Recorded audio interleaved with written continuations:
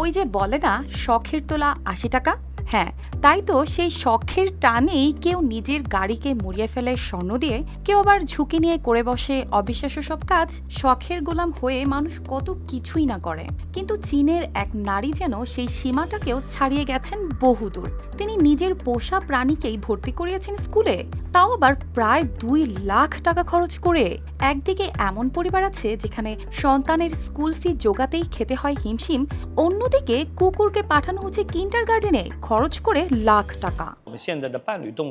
চীনের তালতাও নিজের ৬ মাস বয়সী সামোয়েড কুকুরটিকে ভর্তি করিয়েছেন একটি বিশেষ ডগ কিন্ডারগার্টেনে। ব্যস্ত কাজের জীবনের কারণে পোষ্যের সঙ্গে সময় কাটানো হয়ে ওঠে না, এই বাস্তবতা থেকেই এমন সিদ্ধান্ত তার।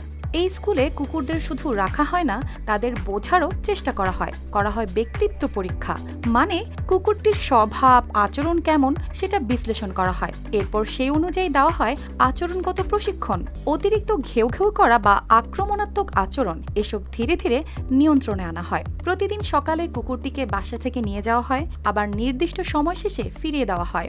সারাদিন অন্য কুকুরদের সঙ্গে খেলাধুলা, মেলামেশা, একটা সামাজিক পরিবেশে রাখা হয় তাকে। নিয়মিত করা হয় স্বাস্থ্য পরীক্ষাও।